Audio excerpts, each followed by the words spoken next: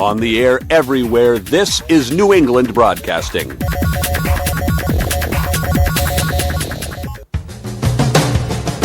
Good morning, good afternoon, good evening, good night. It's the Ron Van Dam Show. Oh boy. Hold on tight, things can get a bit weird, if you like that sort of thing.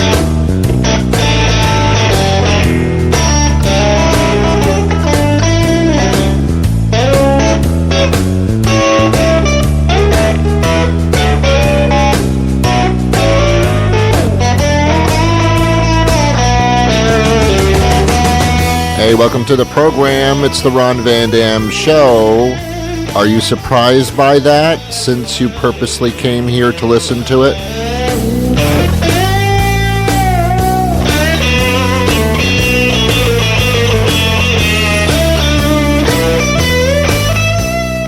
The great thing about clicking on something is that you can't possibly say, oh, I didn't know this was on.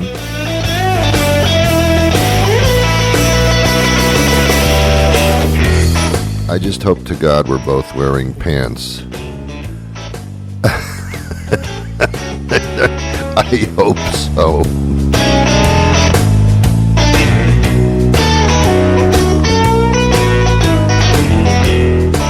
You know, when I take a shower, talk about not wearing pants, or I stare in the mirror, all I'm seeing is the front of me. I never see my back. I don't think I've seen my back in like since I was born. I don't have a bathroom where there's a mirror on the opposite wall so I can see my entire. I have no idea what I look like back there. If there was a picture of the back of me, I literally would not know it was me. I would say, well, who is that person? That the picture of that's you, Ron. I've never seen me.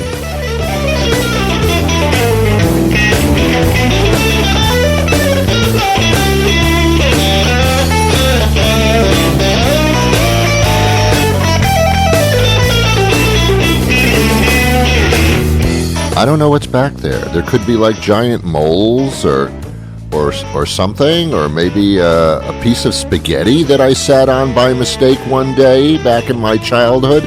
I don't know what's back there. I know when I shower, I feel the water on my back, but I've never seen my back being bombarded by water. I've never seen it before.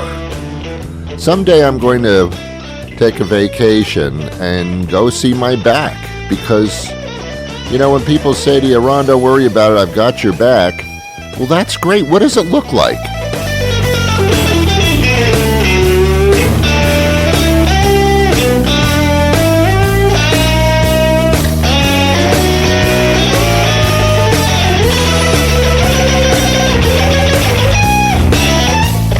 It's like the back of your head. When you go to a barber or a hairstylist or a beautician, and they hold that mirror up in the back of your head, what's your reaction always? Oh my God, look at the back of my head. Oh my God, look at that. Oh, I'm going bald. I'm getting thin. Oh my God, I never see the back of my head. We never have the opportunity to meet. And then I quickly realize I don't want to see my back, and I don't want to see the back of my head. They're depressing me. Let's just leave it to what I can handle, because I can barely handle what I see in the mirror from the front. That's a problem. My God. I mean, anything could be back there. All right, that's enough. I think I've milked that topic. How are you? I'm Ron Van Dam. This is the Ron Van Dam Show. I've been doing this for 3 decades without stop. That's the amazing part. I don't know why I'm finding myself so humorous this morning. Apparently, I'm a minority in that sense. Well, this is a show where we just sit back and talk. Well, actually, I do. You shut up. And we look at all kinds of social topics and stuff. And I start gloating about the fact that I haven't been on Facebook now for 8 months. Are you serious? Yeah, 8 months. I have not. I can't. It's almost a...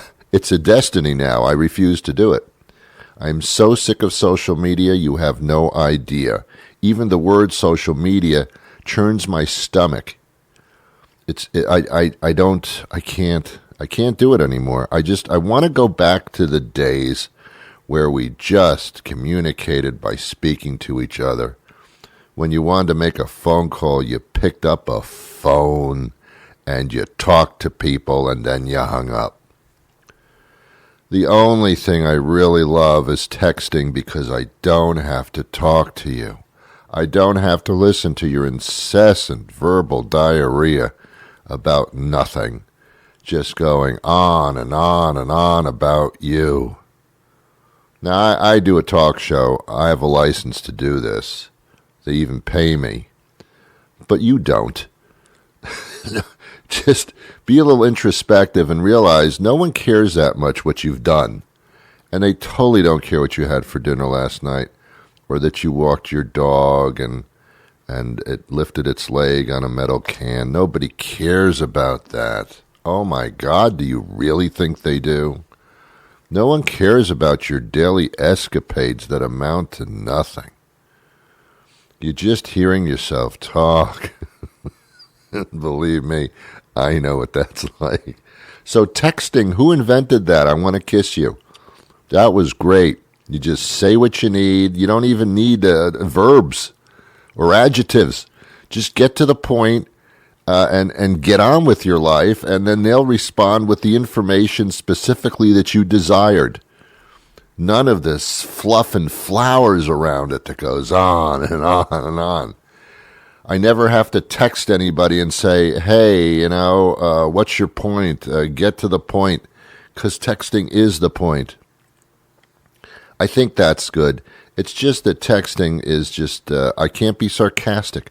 My delivery system is sarcasm. Have you noticed that? If you listen to this show, I'm a pile of sarcasm. I have a dry sense of humor. There hasn't been a drop of humor in me for years. It's all dry, no liquid, and it's basically sarcastic. So you never know if I'm saying something and I mean the opposite because I'm using sarcasm. You can't get that across in a text. I've had so many differences of opinions and arguments and anger, actually, over things that I've sent that were supposed to be funny and sarcastic, but they weren't read that way, and I understand that completely. So I just choose to back off and let the relationship die. It's so much easier than trying to grovel my way back. Texting's cool, but the rest of social media? No. Anybody who has an opportunity to, in writing, just like completely desecrate any thoughts or feelings or emotions that you have and get into like written arguments just because you were expressing yourself is just like, that's confrontational. Trump loves that stuff. He loves confrontational stuff. By the way,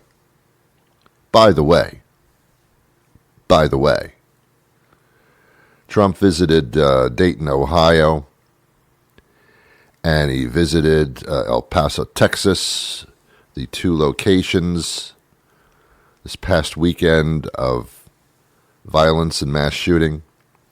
And as he was doing that, he was tweeting like crazy about anybody who says anything different than what he says or said anything bad. He's the most thin-skinned person. Yeah, it's orange, but it's thin, man. You can just take any jab at him and it's going to rile him. I mean, it's such an easy way to beat Trump is just to play with him. Emotionally, he falls apart. And he did when he was supposed to be presidential by visiting these cities and towns where so many people were grieving and so many people thought that Trump was complicit in stirring up this anger throughout the country. But Democratic presidential candidates took the opportunity to say things, and Joe Biden actually shined. He was addressing a convention crowd or something like that. And the first part of the speech was about how despicable Trump is. I check that box. I get that. But the second part of the speech, man, was about who we are as a country and where we should be and what we can do if we unite as opposed to divide. It was so presidential. I thought I was listening to a president. And when I hear Trump, I think I'm listening to a little child, a little 3-year-old child who isn't getting his way and just lashes out at people by calling them names, never comes up with a logical explanation, just simply calls people's names, takes their name and makes fun of it, calls them poo-poo heads. That's all he does. It has nothing to do with what's going on. But Biden, man, for a second, I think a lot of people had to just rub their eyes and say, man, it could be like this. This is good. This is making me comfortable. This is giving me hope. This is giving me promise. Here's an individual who's consoling my soul, who's stretching their hand out to me and saying, take my hand. Let's do this. Let's all be comfortable and get this thing going. I said, wow, that's presidential. He knows how to console. His emotions come forth. He makes sense. You find your comfort zone. That's all I want in a president. Someone who makes me feel comfortable and bright about the future, and lifts my soul, and makes me feel good, gives me power, as opposed to draining me. Yeah, there was one guy visiting mass shooting locations who seemed to just be walking through it as best he could. And then there was another guy who was president. And that was Biden. Whoa. That was a shock in the pants. Nice. All right, kids. This is the Ron Van Dam Show. We have a great guest coming up just a little bit later in the program. In the green room right now, putting the makeup on. Yeah, because you never know. You are listening to Ron Van Dam, the gentle, fast-acting laxative of the podcast world. Don't you feel better already?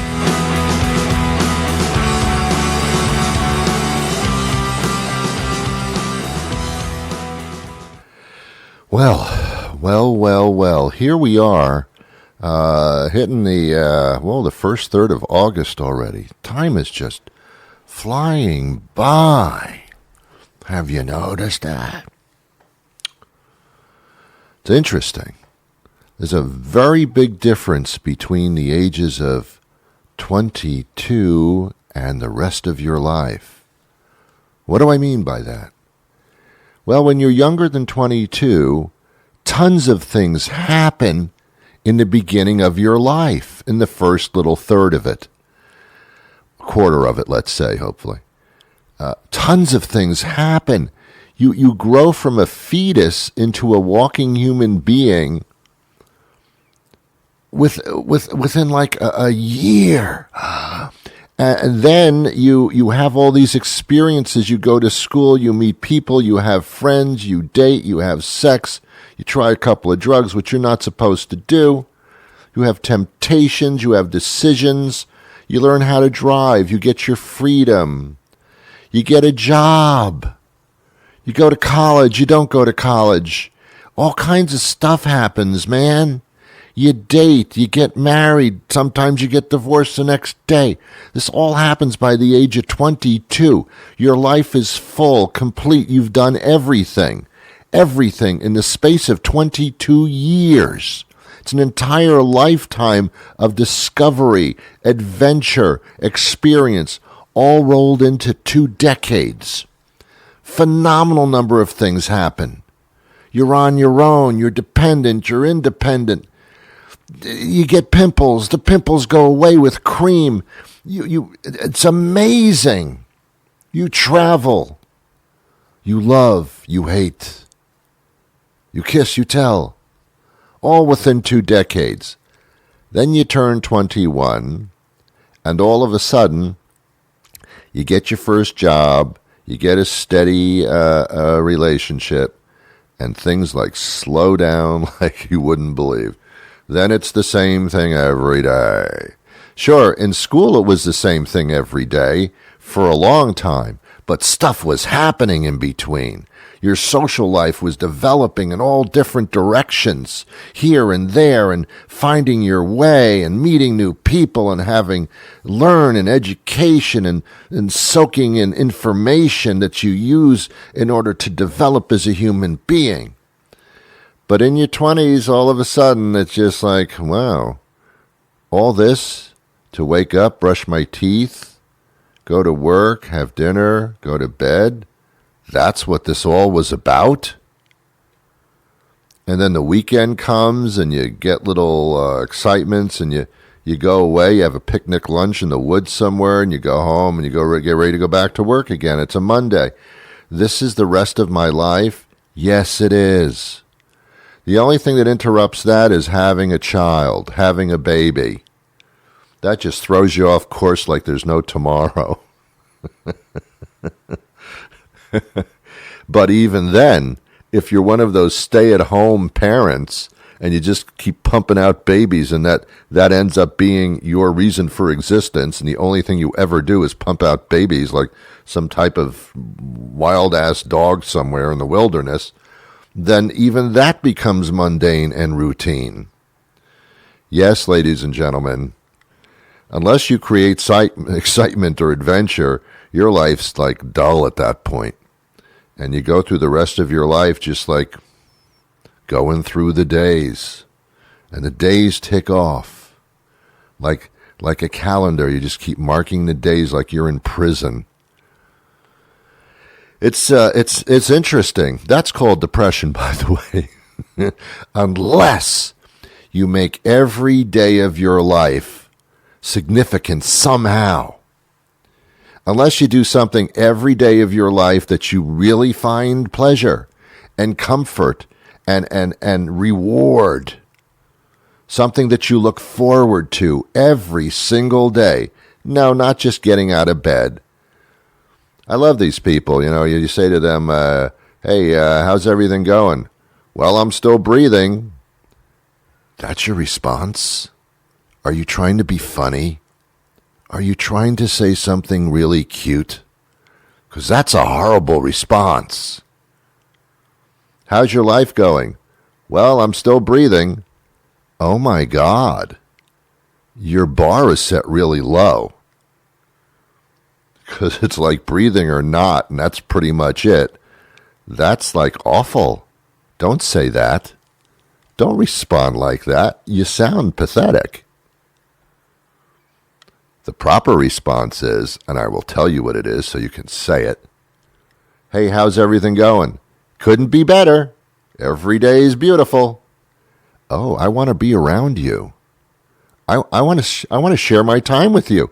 You're a very good feeling person. I'm going to latch my wagon onto you. I'm going to hitch or latch, whatever the verb is there. Those are the kind of people I want to hang with.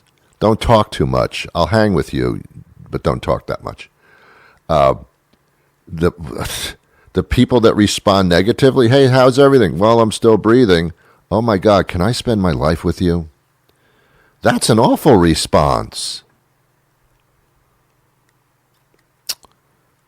When I go to my doctors now for my annual checkup, there's a series of questions that she asks me. I have a female doctor.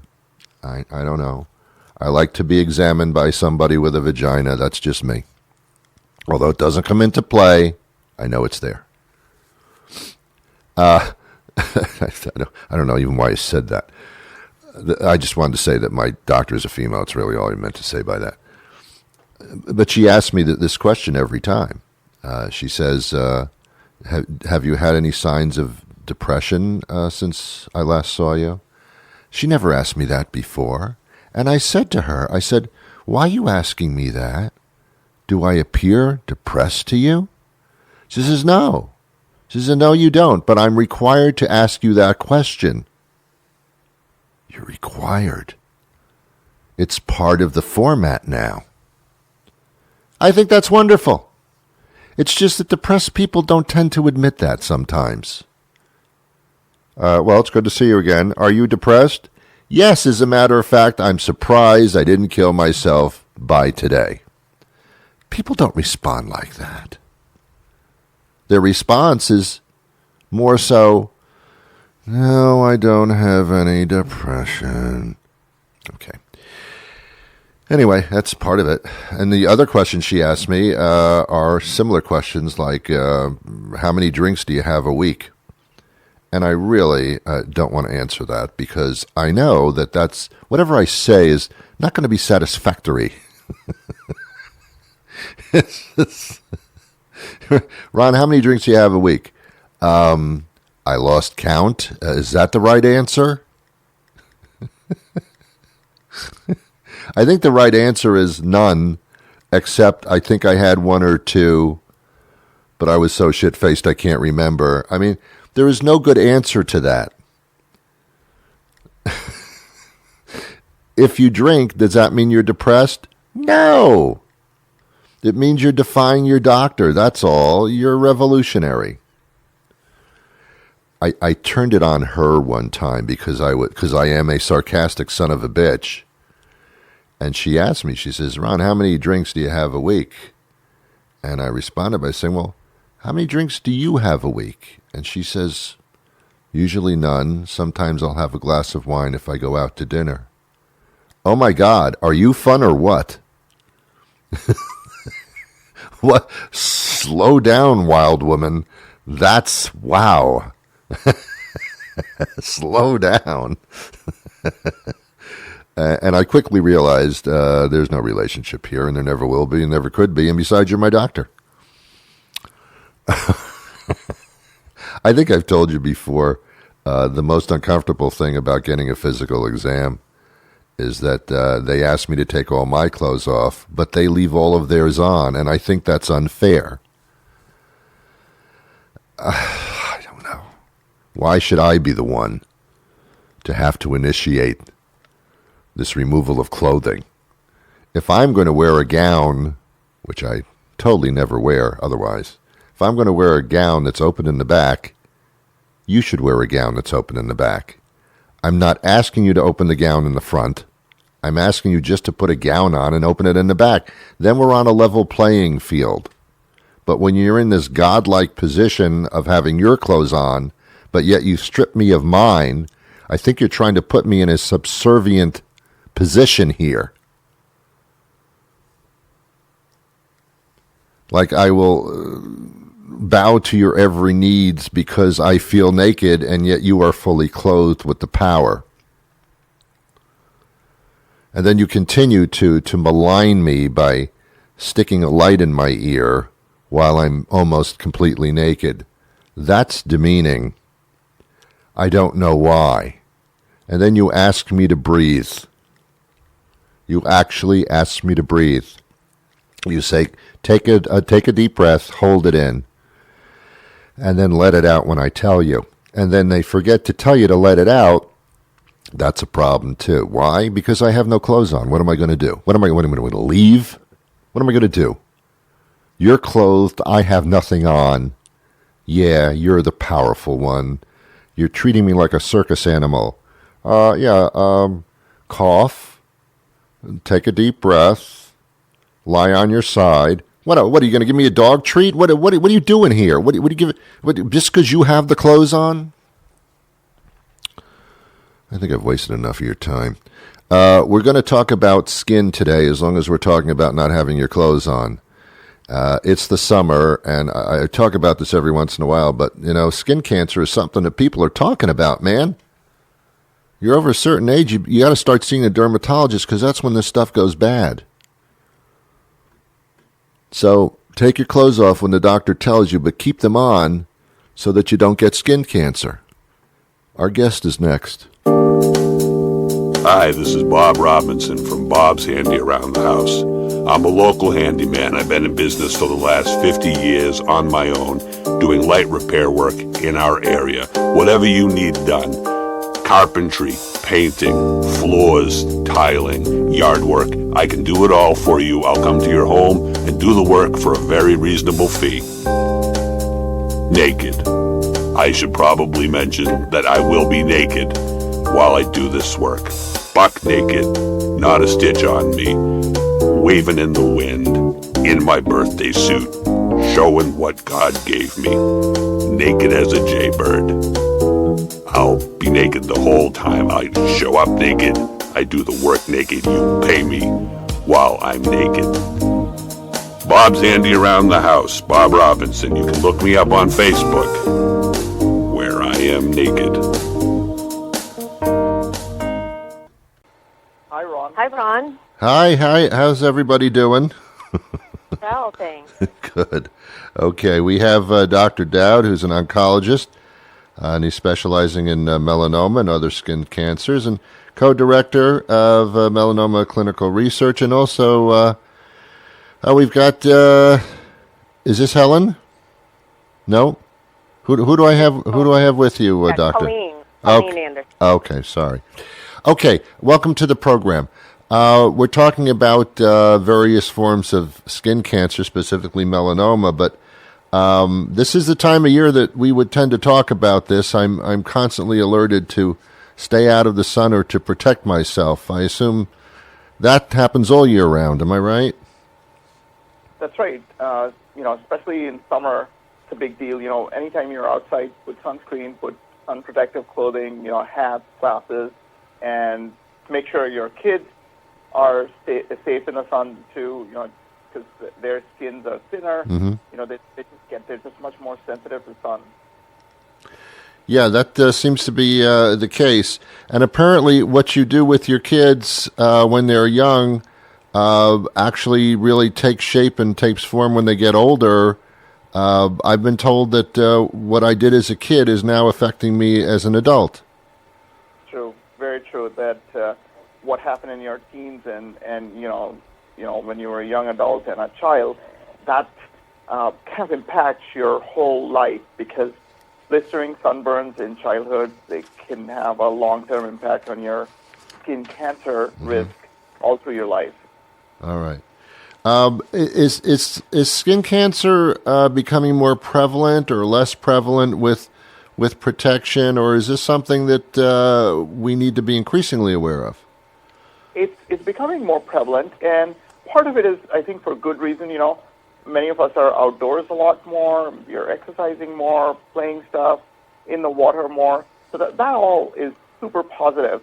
But what we realize now is that it's not only more common, but also it's getting more prevalent. Yeah. And the incidence of melanoma is rising, as you might know already, but also basal and squamous cell cancer, which are actually the most common types of cancer anybody can have of any type. In almost all cases, it's treatable if discovered early enough. So it's important to get checked on a regular basis. Otherwise, I guess things can happen that aren't as nice. Yeah. Yes. Absolutely. And what can indeed occur if you don't keep an eye on this? Melanoma especially. So if you look at skin cancers, melanoma is actually less common than squamous and basal. Yeah. But melanoma has a propensity to spread. And the problem with melanoma is that it often doesn't stay restricted to the skin. So at, what we call stage 3 and stage 4, even if you take the primary lesion out, you might still have problems with rogue cells that might have spread to your lymph nodes or to through your bloodstream. So that's the issue. That's the kind of skin cancer that is responsible for most of the deaths with skin cancer. All right. And that's what happened to me, Ron. Yeah. I found an unusual mark on the back of my calf, and it was initially diagnosed as stage 1B, but those cells did move, and within a year, it was stage 4. Wow. So important to really be checking and advocating for yourself. Yeah. Now, this was on an area of your body that you don't look at very much, I would assume. Exactly. In fact, it was in such a place that if I just twisted my leg a little bit to the left or right, I could see it, but not straight on. So very important to get those checkups and make sure that everything is looking good. Yeah. What advances have taken place within the past few years that would make treatment more possible? I think there's a couple of really big advances. One is the realization that in melanoma, about half of all melanoma has a mutation in this gene called BRAF. It's like, in the 80s and 90s, we basically looked at cancers under the microscope, and if they looked a certain way, we would give patients a certain kind of chemotherapy. Yeah. Now, with the genomics revolution, we realized that cancers can look the same in the microscope, but the inside, the driver mutations can be different. And so in about half of melanomas, the driver mutation is this BRAF gene, kind of like having your light switch stuck in the on position. Yeah. And so for those patients and for those tumors, blocking the BRAF pathway with the BRAF and MEK inhibitor combination, I think that's been a big advance in our field. Yeah. And then the other major advance has also been exploiting your immune system to target melanoma. And both of them, hit around the 2009, 2010 period.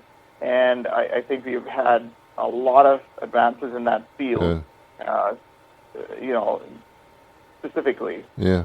And it's so important when you get a diagnosis of melanoma, advanced melanoma, to really get in and get that testing to make sure, where you stand and what treatment is going to be the best. Colleen, do you know or did you learn if this had been in the family history at all? Yeah, my family does have a tendency towards skin cancer in general, and my oldest brother did have melanoma that was caught at a very early stage. Oh, okay. May I ask? But of course, I had quite a few adventures in the sun as a kid as well. Sure. So. Well, didn't we all? I mean, we can't help what our parents bring us to the beach to have a good time, and maybe they put some sunscreen on you, and that's not enough or wears off. I mean, yeah, that was the most shocking thing to me, because I go to a dermatologist on an annual basis now because I'm of age for that. And yeah, when they said this is from what happened when you were 3-4 years old, I went, what? How's this possible? That was amazing to me. And doctor, at what age should somebody start going for annual checkups? It seems innocent enough just to have a physician look at your body and see if there's anything that is worth testing. It varies depending on where you are, but I think once you're over 18, I think it makes sense to have a skin checkup once a year. Oh. If you have a lot of mold, like let's say if you have more than 50 molds on your body, or if you have a family history, or if you have somebody in your family who's had melanoma, I think in that case, usually we think 10 years before that person was diagnosed would be a reasonable time to start checking. Okay. Well, that's interesting information for everybody. Colleen, how are you doing now, by the way?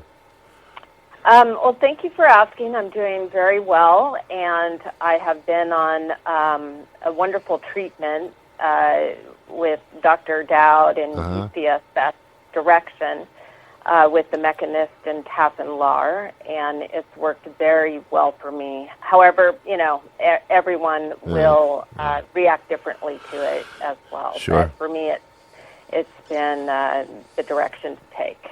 Okay. How do we get more information about this? I can't imagine that there are too many people that might say, well, this doesn't affect me. I think it affects almost everybody, if not everybody. Where do we go? What do we do?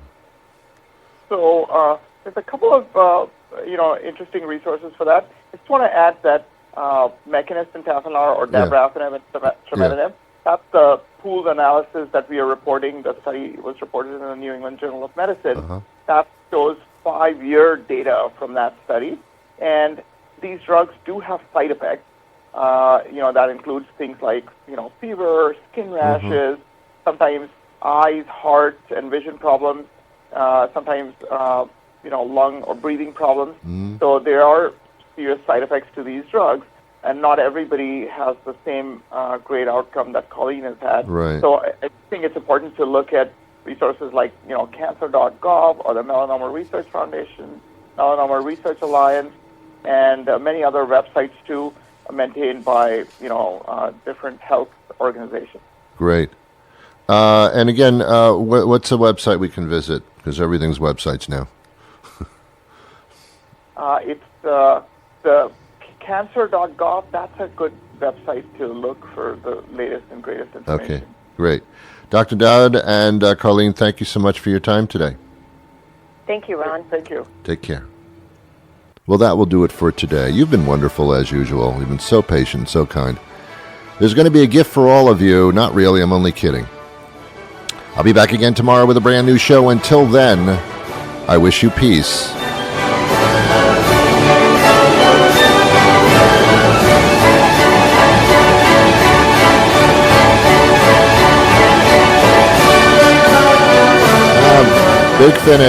Big finish now.